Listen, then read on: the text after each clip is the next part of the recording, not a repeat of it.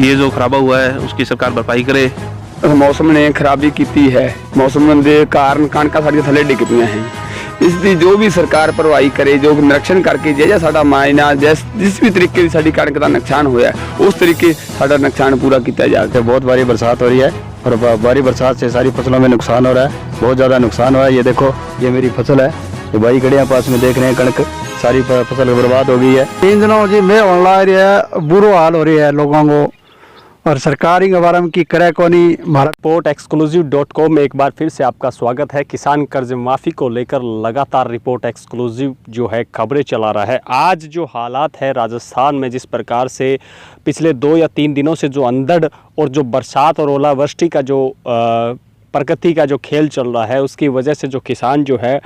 जहां कर्ज माफ़ी के लिए दर दर भटक रहा था, वहां प्रकृति के मार ने ऐसी मार मारी है कि वो हाल में जो इस प्रकार से परेशान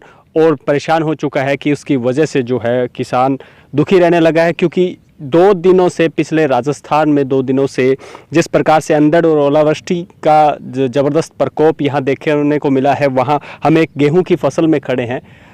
हनुमानगढ़ ज़िले में है, गेहूं की फसल में खड़े हैं। गेहूं की फसल जो है, कैमरामैन से चाहेंगे भी ये फसल जो है वो दिखाई जाए किस प्रकार से जो है ओलावृष्टि और जो तेज़ बरसात की वजह से गेहूं की फसल जो है ख़राब हो चुकी है। गेहूं की फसल जो है जो गिर चुकी है और काफ़ी जो फसल है वो नुकसान हो चुका है, क्योंकि ये नुकसान जो है वो लगातार अंधड़ की वजह से और बरसात की वजह से हुआ है। बरसात ने एक बार फिर से किसानों को खून के आंसू रुला दिए हैं, क्योंकि किसान जो है पिछले 6 महीने से इस चीज़ की बाट जो रहा था भी अब की बार गेहूं निकालेंगे और बच्चों के लिए अच्छा काम करेंगे, बच्चों की फ़ीस भरेंगे, या यूँ कहा जा सकता है भी अपने सपनों को पंख लगाने का प्रयास करेंगे। लेकिन ये पंख जो है लगता है भगवान ने खुद ही काट लिए हैं, क्योंकि फसल जो है, फसल की जो हाल स्थिति है वो गेहूं की बहुत ख़राब चल रही है। क्योंकि गेहूं की फसलें जो है वो गिर चुकी है, टेढ़ी हो चुकी है। उसकी वजह से जो है गेहूं जो है अब की बार फसल जो है नुकसान होने वाला है पूरे राजस्थान में। क्योंकि राजस्थान में जिस प्रकार से अंधड़ चली है और जिस प्रकार से आंधी चली है, हम खेत में खड़े हैं, हमारे साथ एक किसान है, उनसे जानने का प्रयास करेंगे, उन्हीं के खेत में हैं, उनसे जानने का प्रयास करेंगे भी कितना नुकसान आखिर हुआ है और वो इस नुकसान को लेकर क्या कहेंगे। सर, ये कहाँ का खेत है और ये किस क्षेत्र में खेत आता है, और इस क्षेत्र में आपके ही खेत में नुकसान हुआ है या और भी खेतों में नुकसान हुआ है? देखिए, ये गांव मक्का सर के चक 4 STG का खेत है और 4 STG का खेत है। और यहाँ पर नुकसान कोई एक खेत में नहीं हुआ है,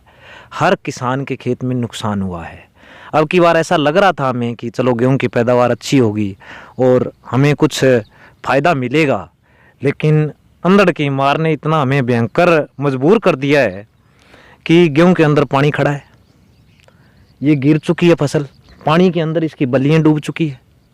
और बल्लियाँ डूबने की वजह से उम्मीद ये है कि यहाँ कितना %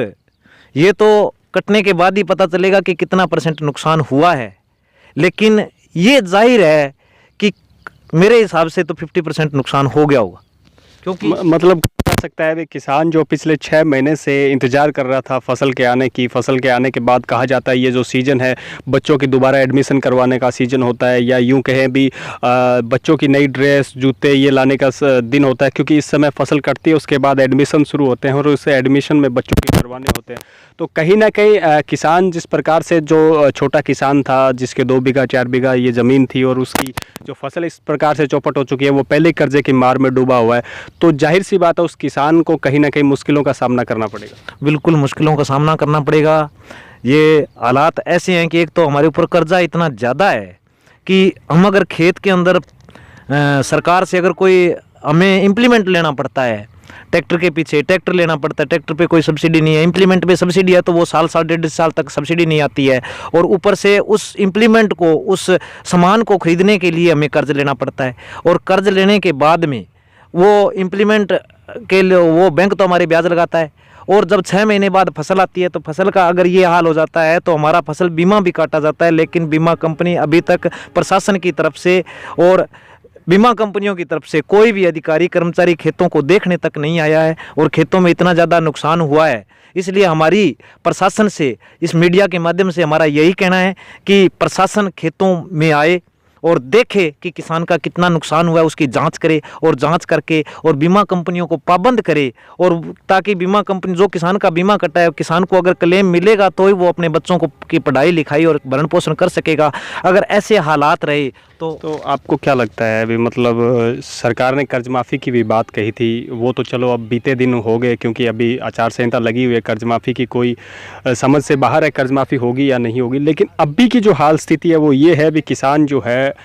गेहूं की फसल जो है अपनी शायद जो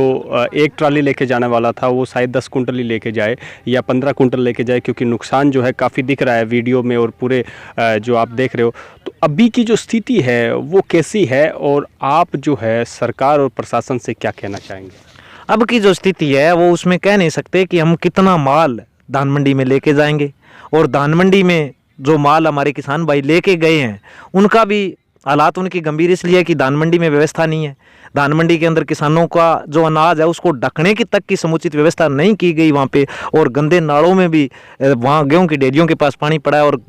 अनाज जो है बह के गंदे नालों में भी गया है, और इसी प्रकार खेतों के अंदर भी पानी रुक गया है। ये जो हमारा गेहूँ गिर गया है इसकी बल्लियाँ बिल्कुल नीचे लग चुकी है, और जब मशीन से हम कटाई कराएंगे, अब हाथ से कटाने वाली जो रिपर से कटाने वाली बात थी वो तो हमारी रिपर की मशीन तो यहाँ चल नहीं सकती, लेकिन अगर हम कंबाइन से भी कटवाते हैं तो कंबाइन अगर ऐसे घूम के और इस तरह से चक्कर लगाएगी तो ये जो कंबाइन का छज्जा अगर बिल्कुल नीचे लगेगा तो मिट्टी आएगी, उसमें मिट्टी आएगी तो मशीन उसको कवर नहीं कर पाएगी, और अगर थोड़ा वो ऊपर उठाएगी तो ये बलियाँ नीचे रह जाएगी। ये इस हालात में हम ये नहीं कह सकते कि हमारा कितना नुकसान हो सकता है, वो तो अब गेहूँ तुलेगा तभी पता चलेगा कि कितना नुकसान हुआ है। लेकिन ये ज़रूर है